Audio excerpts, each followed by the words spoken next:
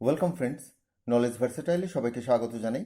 গ্রামারের doubt clear করতে চ্যানেলটি অবশ্যই সাবস্ক্রাইব করবে এবং নোটিফিকেশন পেতে বেল বাটনটি অ্যাক্টিভ করে দেবে। আজ আমরা কম্পাউন্ড সেন্টেন্স অর্থাৎ যৌগিক বাক্য কিভাবে গঠন করতে হয় সেটা নিয়ে আলোচনা করব। যৌগিক বাক্য মূলত 4 ধরনের কনজাংশন দ্বারা গঠন করা হয়। আজকে তার প্রথম অংশ কিউমুলেটিভ কনজাংশন। এই কিউমুলেটিভ কনজাংশন মূলত একই ধরনের বাক্যকে পরপর জুড়ে দেয়। আজ আমাদের পার্ট 1। আমরা 4 ধরনের যে কনজাংশন রয়েছে সেটা পার্ট 1, পার্ট 2, পার্ট 3, পার্ট 4 করে আলোচনা করব। চলো মূল আলোচনায় এসে আমরা কিউমুলেটিভ কনজাংশনের কিভাবে ব্যবহার করা হয় কম্পাউন্ড সেন্টেন্স গঠনে সেটা দেখব। কম্পাউন্ড সেন্টেন্স অর্থাৎ যৌগিক বাক্য।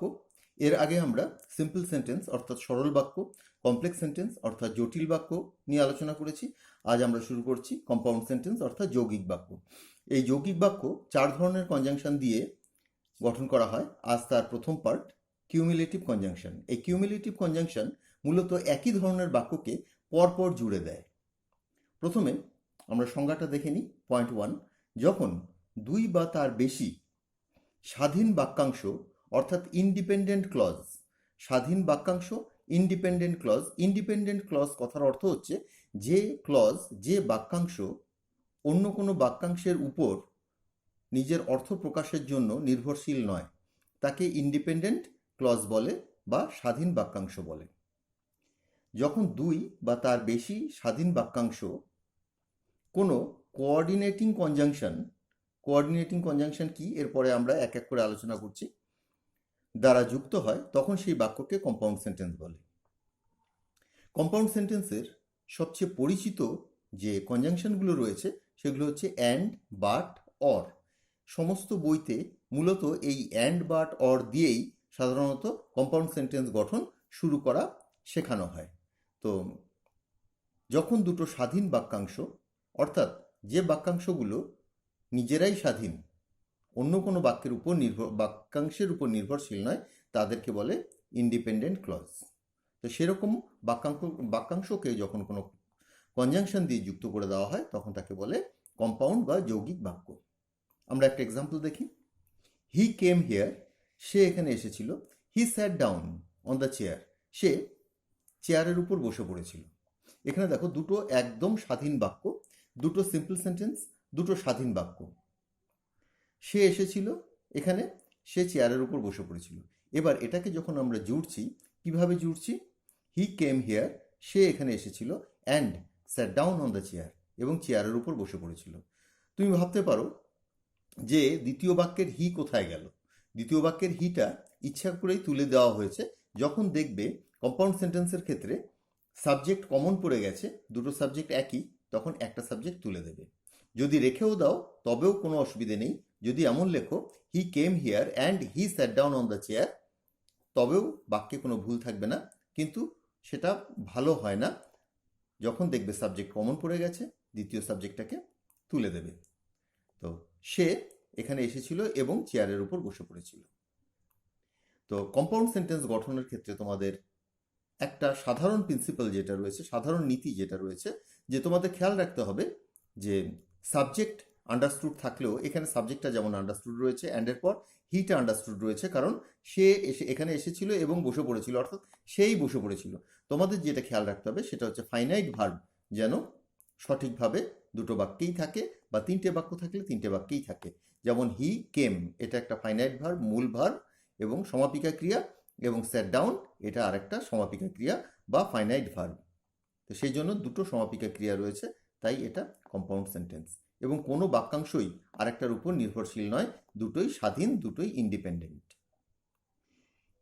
হি ট্রাইড হিজ বেস্ট, সে তার যথাসাধ্য চেষ্টা করেছিল। হি ফেইল্ড, সে ব্যর্থ হয়েছিল। এখানে দেখো দুটো একই ধরনের বাক্যকে জুড়ে দেওয়া হয়েছে, তাই অ্যান্ডের ব্যবহার করা হয়েছে, কিন্তু এখানে দুটো বিপরীত ধরনের বাক্যকে জুড়তে হবে। সে যথাসাধ্য চেষ্টা করেছিল, তবুও সে ব্যর্থ হয়েছিল, তো আমরা সেখানটায় বাটের ব্যবহার করব। হি ট্রাইড হিজ বেস্ট, সে তার যথাসাধ্য চেষ্টা করেছিল, বাট হি ফেইল্ড, কিন্তু সে ব্যর্থ হয়েছিল। আমি একটু আগে বলেছি যে যখন দেখবে সাবজেক্ট কমন রয়েছে, সাবজেক্টটা তুলে দেওয়াটাই ভালো। তো আমি এখানে সেই জন্য হিটাকে ব্র্যাকেটে রেখেছি, কিন্তু হিটা যদি তোমরা লেখো তাতেও কোনো ভুল নেই, কম্পাউন্ড সেন্টেন্স সঠিকভাবেই তৈরি হবে। তো এখানে দেখো দুটো স্বাধীন বাক্য রয়েছে, এবং যখন কম্পাউন্ড সেন্টেন্সের মধ্যে চলে এসেছে তখন হি ট্রাইড হিজ বেস্টের পর কিন্তু আর ফুল স্টপ নেই, তুলে দিয়েছি, এবং এখানে হি যেটা আছে এটা কিন্তু স্মল হয়ে গেছে, অর্থাৎ এই পুরোটাই এখন একটা বাক্য। তাই এখানে এটাকে আমরা আর স্বাধীন বাক্য, এটাকেও একটা স্বাধীন বাক্য বলবো না, এটাকে এখন আর আমরা বাক্যাংশ বলবো। এগুলোকে কোঅর্ডিনেটিং ক্লজ বলবে। যখন কোনো কম্পাউন্ড সেন্টেন্সের মধ্যে যে ক্লজগুলো থাকবে, অর্থাৎ যে বাক্যাংশগুলো থাকবে, সেগুলোকে কোঅর্ডিনেটিং ক্লজ বলে। তো এখানটায় হি ট্রাইড হিজ বেস্ট, এটা একটা কোঅর্ডিনেটিং ক্লজ, স্বাধীন বাক্যাংশ, ইন্ডিপেন্ডেন্ট ক্লজ। কোঅর্ডিনেটিং ক্লজ সবসময় ইন্ডিপেন্ডেন্ট হয়, স্বাধীন হয়। আর হি ফেল্ড, এটাও একটা ইন্ডিপেন্ডেন্ট ক্লজ। তোমার ফুল স্টপটা এখানে, অর্থাৎ বাক্যটা তোমার এখানে শেষ হচ্ছে। এখানে কিন্তু এখানে দুটো সিম্পল সেন্টেন্স রয়েছে, এখানে কিন্তু দুটো সিম্পল সেন্টেন্স নেই, এখানে কমপ্লিট একটাই সেন্টেন্স এবং ফুল স্টপটা এখানে। অতএব তোমার এটা হচ্ছে একটা কম্পাউন্ড সেন্টেন্স। এখানে দুটো ফাইনাইট ভার্ব হচ্ছে ট্রাইড এবং এখানে ফেল্ড। যদিও এর অনেক রকম ব্যতিক্রম রয়েছে, আজ আমরা কিউমুলেটিভ কনজাংশন নিয়ে শুধু আলোচনা করব এবং কনজাংশন কত রকমের হয় সেটা নিয়েও আলোচনা করব। চলো পরবর্তী পার্টে আসি। এবার দেখো পয়েন্ট 2তে কোঅর্ডিনেটিং কনজাংশন। একটু আগে যেটা বলছিলাম, যখন তোমরা জয়েন করবে, করার জন্য যে কনজাংশন, যে সংযোগকারী অব্যয়গুলোকে ব্যবহার করবে, তো সেগুলোকে বলে কোঅর্ডিনেটিং কনজাংশন। কারণ এগুলো কোঅর্ডিনেটিং ক্লজকে, অর্থাৎ দুটো স্বাধীন বাক্যাংশকে জুড়ে দেয়, সেই জন্য এটাকে কোঅর্ডিনেটিং ক্লজ বলে। আর এর আগে তোমরা কমপ্লেক্স সেন্টেন্সে যে লিঙ্কারগুলোকে পেয়েছিলে সেগুলোকে সাবঅর্ডিনেটিং ক্লজ বলে, কারণ সেগুলো সাবঅর্ডিনেট ক্লজকে জুড়ে দেয়। ক্লিয়ার তোমাদের? কোঅর্ডিনেটিং ক্লজ কারণ এগুলো কোঅর্ডিনেটিং কনজাংশন, কারণ এটা কোঅর্ডিনেটিং ক্লজকে জুড়ে দেয়। আর কমপ্লেক্স সেন্টেন্সে সাবঅর্ডিনেট ক্লজকে জুড়ে দেয়, তাই সেগুলোকে বলে সাবঅর্ডিনেটিং কনজাংশন বা লিঙ্কার। আচ্ছা, এই কোঅর্ডিনেটিং কনজাংশনকে 4 ভাগে ভাগ করা হয়, ইতিমধ্যে তোমাদেরকে বলেছি। প্রথম যেটা ভাগ রয়েছে সেটা কিউমুলেটিভ কনজাংশন। এই কিউমুলেটিভ কনজাংশন একই ধরনের বাক্য বা বাক্যাংশকে জোড়ার জন্য ব্যবহার করা হয়। তো কিউমুলেটিভ কনজাংশন নিয়েই আজকে আমরা আলোচনা করব, যদিও তার আগে আমরা 4টে ভাগ তোমাদেরকে একটু বলে দিই। কিউমুলেটিভ কনজাংশনের মধ্যে যেটা থাকে সেটা হচ্ছে and, both dot dot and, অর্থাৎ বোথের পর কিছু একটা বসবে, তারপর অ্যান্ড, অ্যাজ ওয়েল অ্যাজ, একই রকমভাবে, নট অনলি বাট অলসো, শুধু এটা নয় ওটাও। এইগুলো হচ্ছে তোমার কিউমুলেটিভ কনজাংশন। আজ আমরা and, both and, as well as, not only but অলসোর ব্যবহারটা নিয়েই শুধুমাত্র আলোচনা করব। আবার এখানে বলে দিয়েছি, দেখো পরপর জুড়ে দেয়। কথার অর্থ কিউমুলেটিভ কনজাংশন একই ধরনের বাক্য পরপর থাকে এবং সেগুলোকে জোড়ার জন্য যখন আমরা and, both and, as well as, not only but অলসোর ব্যবহার করি, তখন তাকে বলে কিউমুলেটিভ কনজাংশনের ব্যবহার। এছাড়া যে আর কনজাংশনগুলো রয়েছে সেগুলো হচ্ছে অ্যাডভার্সেটিভ কনজাংশন। অ্যাডভার্সেটিভ কনজাংশন এটা হচ্ছে বিপরীত ধর্মের বাক্যকে জোড়ার জন্য বা বাক্যাংশকে জোড়ার জন্য ব্যবহার করা হয়, যেমন but, yet, still, whereas, while, only, nevertheless, however, notwithstanding. এইগুলো হচ্ছে অ্যাডভার্সেটিভ কনজাংশন। পরবর্তী পার্টে এটা নিয়ে যখন আলোচনা করব তখন এটা নিয়ে বিস্তারিত বলবো। এখানে বিপরীতধর্মী বাক্যকে জুড়ে দেয়। যেমন ধরো, সে তার যথাসাধ্য চেষ্টা করেছিল, সে ব্যর্থ হয়েছে, এরকম আর কি। এবার আসছি অল্টারনেটিভ কনজাংশন। হয় এটা নয় ওটা, অল্টারনেট। এক্ষেত্রে আমরা যে কনজাংশনগুলোকে পাবো সেগুলো হচ্ছে অল্টারনেটিভ কনজাংশনগুলো, সেগুলো হচ্ছে আইদার অর, নাইদার নর, অর, নর, এলস, আদারওয়াইজ। বিকল্প নির্দেশ করে। বিকল্প কথার অর্থ হচ্ছে যে কোনো একটি, দুটো দেওয়া রয়েছে, দুটোর মধ্যে একটি বিকল্পকে বেছে নেওয়ার জন্য আমরা এই কনজাংশনগুলো, অল্টারনেটিভ কনজাংশনগুলোকে ব্যবহার করব। এরপর আছে ইলেকটিভ কনজাংশন। ইলেকটিভ কনজাংশন সাধারণত কারণ বা পরিণামকে নির্দেশ করে। দেখো এখানে লিখে দিয়েছি ফর। দেখো ফর তোমরা জানো প্রিপোজিশন, কিন্তু কনজাংশন হিসাবে যখন ব্যবহার হয় তখন কিন্তু এটা বিকজ। আবার তোমরা বিকজ লিখে দিও না, বিকজটা এর অর্থ লেখার জন্য আমি এখানে দিয়েছি, কারণ বিকজ লিখলে সেটা তোমার অ্যাডভার্ব ক্লজে চলে যাবে। তো এখানে ফরটা হচ্ছে কারণ অর্থে, অর্থাৎ বিকজ অর্থে ব্যবহার হয়। সো দেয়ারফর, কনসিকুয়েন্টলি, এটা হচ্ছে তোমাদের ইলেকটিভ কনজাংশন, অর্থাৎ কারণ বা পরিণাম নির্দেশ করতে এই ইলেকটিভ কনজাংশনের ব্যবহার হয়। তো আজকে আমরা শুধু কিউমুলেটিভ কনজাংশন নিয়েই আলোচনা করব। চলো কিউমুলেটিভ কনজাংশন কিভাবে ব্যবহার করতে হয় সেটা দেখে নিই। Point 3, cumulative conjunction. একবার ইতিমধ্যে বলেছি যে একই রকম ঘটনা পরপর পর্যায়ক্রমে জোড়ার জন্য এই কিউমুলেটিভ কনজাংশনের ব্যবহার করা হয়, এবং কিউমুলেটিভ কনজাংশনের মধ্যে তোমাদের রয়েছে and, both and, as well as, not only but also. তো পরপর ঘটনাক্রম জুড়তে আমরা অ্যান্ডের ব্যবহার করি। প্রথমে দেখো এক্সাম্পলগুলোকে খুব ভালো করে লক্ষ্য রাখবে, কারণ এর মধ্যে বিভিন্ন রকম উদাহরণ দেওয়া রয়েছে। The man came to me, মানুষটি আমার কাছে এসেছিল। হি গেভ মি এ বুক, সে আমাকে একটি বই দিয়েছিল। হি ওয়েন্ট অ্যাওয়ে, সে চলে গিয়েছিল। এখানে একটা কথা লিখে দিয়েছি দেখো, সাবজেক্ট কমন হলে পরের সাবজেক্টগুলো বসে না। কথার অর্থ, the man came to me, মানুষটি আমার কাছে এসেছিল। হি গেভ মি এ বুক, সে আমাকে একটি বই দিয়েছিল। এখানে সেটা কিন্তু এই মানুষটিকেই বোঝানো হয়েছে। ইতিমধ্যে আমরা প্রথমে যে উদাহরণটা দেখেছিলাম সেখানেই আমরা দেখেছিলাম যে সাবজেক্ট কমন হলে বসানোর প্রয়োজন পড়ে না, সেটা আন্ডারস্টুড উজ্জ্ব থেকে যায়। আবার দেখো, হি ওয়েন্ট অ্যাওয়ে, সে চলে গেছিল। মানুষটি আমার কাছে এসেছিল, সে আমাকে একটি বই দিয়েছিল, সে চলে গেছিল। তো বারবার সে বলাটা ঠিক হবে না। এখানে তোমরা কিভাবে জুড়বে এবার সেটা দেখিয়ে দিচ্ছি।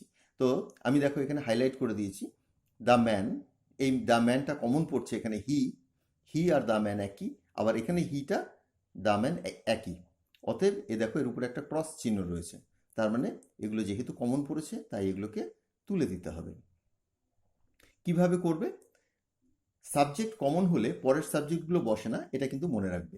এবার দেখো, the man came to me, subject যেহেতু একই সেজন্য বারবার দেব না। মানুষটি আমার কাছে এসেছিল, কমা, গেভ মি এ বুক, আমাকে একটি বই দিয়েছিল, অ্যান্ড ওয়েন্ট অ্যাওয়ে, এবং চলে গিয়েছিল। তো এখানে যদি আরও বাক্য থাকতো তবে অ্যান্ডটা এখানে না বসিয়ে এখানেও আরেকটা কমা দিতাম। ধরো, the man came to me, gave me a book, talk to me, comma দিয়ে টক টু মি, আমার সাথে কথা বলেছিল, অ্যান্ড ওয়েন্ট অ্যাওয়ে, এবং চলে গিয়েছিল। অর্থাৎ যতগুলো বাক্য রয়েছে প্রত্যেকটার পরই একটা একটা করে যদি তুমি অ্যান্ড দাও তবে বাক্যের যে সৌন্দর্য সেটা নষ্ট হয়ে যায়। তো তোমরা যখন গঠন করবে এই জিনিসটাকে খেয়াল রাখবে। যদি দেখো সাবজেক্ট কমন পড়ছে, সাবজেক্ট প্রতিটা বাক্যের সাবজেক্ট একই, তো মূল সাবজেক্ট যেটা, অর্থাৎ যেটা যদি নাউন থাকে নাউন, যদি প্রোনাউন থাকে প্রোনাউন, সেটাকে রাখবে। তারপরে তোমরা কমা দিয়ে দিয়ে বাক্যগুলোকে বসাবে, এবং শেষ বাক্যের আগে তুমি অ্যান্ড দিয়ে বাক্যটাকে শেষ করে দেবে। তো এখানে তোমাদের কিউমুলেটিভ কনজাংশন রূপে অ্যান্ডের ব্যবহার হলো, কিন্তু এখানটায় কমার ব্যবহার হলো। আর এখানে প্রতিটা ক্ষেত্রে যে সাবজেক্ট আমি দিলাম না সেটা আন্ডারস্টুড রইল। কাইন এখানে the man came to me, মানুষটি আমার কাছে এসেছিল, আমাকে একটি বই দিয়েছিল এবং চলে গেছিল। এটাতেই বোঝা যাচ্ছে যে সেই মানুষটিই আমাকে বই দিয়েছিল এবং সেই মানুষটিই চলে গেছিল। এইভাবে এই কনস্ট্রাকশনটা করবে। মনে রাখবে, সাবজেক্ট কমন হলে সাবজেক্টগুলোকে তুলে দিতে হয়। মূল সাবজেক্ট যেটা, সেটা যদি নাউন হয় রেখে দেবে, যদি প্রোনাউন হয় তবে সেটাকেও রেখে দেবে। 4 নম্বর এক্সাম্পলটা দেখো, Tom bot a book, Tom একটি বই কিনেছিল। তপন অলসো বট ওয়ান, তপনও একটি কিনেছিল। এক্ষেত্রে দেখো এর আগে যেমন সাবজেক্ট কমন ছিল, এক্ষেত্রে কিন্তু আর সাবজেক্ট কমন নেই। এখানে টম রয়েছে, এখানে তপন রয়েছে, দুজন ভিন্ন ব্যক্তি। কিন্তু এখানে যে প্রেডিকেট পার্ট রয়েছে, যে বিধেয়র যে পার্টটা রয়েছে, প্রেডিকেট পার্টটা কিন্তু কমন। টম একটি বই কিনেছিল, তপনও একটি বই কিনেছিল। তপন অলসো বট ওয়ান, অর্থাৎ তপনও একটি কিনেছিল। তো এখানে যখন তোমার প্রেডিকেট পার্টটা একই রয়েছে, তো সেক্ষেত্রে কিন্তু দেখো এখানে একটা ক্রস চিহ্ন দিয়েছি, তোমার একটা প্রেডিকেট তুলে দিতে হবে। তো কীভাবে এটা গঠন করবে? টম বট এ বুক, পুরো ক্লিয়ার করে লিখে দাও, and Tapan also bot one. এটা যেহেতু অ্যান্ড দিয়ে করলাম তাই এখানটায় পুরো সেন্টেন্সটাই লিখে দিয়ে জাস্ট অ্যান্ড দিয়ে একটা করে তোমাদেরকে দেখালাম যে কোনো কিছু না তুলেও অ্যান্ড দিয়ে করা যায় খুব একটা সাধারণভাবে। তো এখানে যেহেতু প্রেডিকেটটা কমন পড়েছে, প্রেডিকেটটা তুলে দিয়েও এই সেন্টেন্সটাকে আরও সুন্দরভাবে ব্যবহার করা যায়। কিভাবে করবে দেখো, এখানে লিখে দিয়েছি, প্রেডিকেট কমন হলে অ্যাজ ওয়েল অ্যাজ, বোথ অ্যান্ডের ব্যবহার হয়। প্রেডিকেট যখন কমন হবে তখন তুমি যদি অ্যান্ডের ব্যবহার করো, ধরো টম অ্যান্ড তপন, তবে সেটা ভুল হয়ে যাবে। তো আমি এক্সাম্পলের মাধ্যমে এখনই দেখিয়ে দিচ্ছি। যদি অ্যান্ডের ব্যবহার করতে হয়, এখানে যে অ্যান্ডের ব্যবহারটা দেখিয়েছি এটাই করবে যদি প্রেডিকেট কমন হয়, আর নয়তো অ্যাজ ওয়েল অ্যাজ বা বোথ অ্যান্ডের ব্যবহার করবে। দেখো কিভাবে করছি, Tom as well as Tapan bought a book, এটা কম্পাউন্ড সেন্টেন্স হয়ে গেল। টম একই রকমভাবে তপনও একটি বই কিনেছিল। অর্থাৎ এখানে যেটা আন্ডারস্টুড রয়েছে, তুমি ভাবতে পারো যে এখানটা প্রিন্সিপাল ক্লজ, ফাইনাইট ভার্ব তো একটাই রয়েছে, কিন্তু ফাইনাইট ভার্ব আর একটা আন্ডারস্টুড রয়েছে, অ্যাজ ওয়েল অ্যাজ এর এই ব্যবহারটাকে তোমাদের খেয়াল রাখতে হবে। টম বট এ বুক এবং Tapan bought a book, as well as এর এটাই ব্যবহার। অ্যাজ ওয়েল অ্যাজকে আলাদা করে মনে রাখবে, অ্যাজ ওয়েল অ্যাজ যখনই থাকবে বুঝতে পারবে এটা দুটো সেন্টেন্সকে মিন করছে, অর্থাৎ Tom bot a book R Tapan bought a বুক। কিন্তু এই অ্যাজ ওয়েল অ্যাজ এর জায়গায় তুমি যদি অ্যান্ড বসিয়ে দাও, Tom and Tapan bought a বুক, তবে কিন্তু এখানে জাস্ট সাবজেক্টটা প্লুরাল হয়ে যাবে, দুটো শব্দকে জুড়ে দেওয়া হবে, সেন্টেন্সটা কম্পাউন্ড হবে না, সিম্পল হয়ে যাবে। এটাই অ্যাজ ওয়েল অ্যাজ এবং অ্যান্ডের মধ্যে পার্থক্য। তো এবার দেখো, অ্যাজ ওয়েল অ্যাজ দিয়ে তোমরা করলে সেটা কম্পাউন্ড হবে। এবার বোথ অ্যান্ড দিয়ে করছি, বোথ টম অ্যান্ড তপন, উভয়ই টম এবং তপন, বোথ মানে দুজনেই, উভয়ই টম অ্যান্ড তপন। এখানে যে কিউমুলেটিভ কনজাংশন সেটা এর আগেটাই ছিল অ্যাজ ওয়েল অ্যাজ, এবার আছে বোথ অ্যান্ড। তো উভয়ই টম এবং তপন একটি বই কিনেছিল। তো বোথ অ্যান্ড ব্যবহার করলেও তোমাদের সেন্টেন্সটা কম্পাউন্ড হবে। বুঝতে পারলে? যদি প্রেডিকেট কমন হয়, প্রেডিকেট দেখো এখানে একটা করে তুলে দিয়েছি। তোমাদের এই অ্যান্ড দিয়ে যখন দেখিয়েছিলাম তখন কিন্তু জাস্ট দুটো বাক্যকেই পুরোটা লিখে মাঝখানে অ্যান্ডটা বসিয়ে দিয়েছিলাম।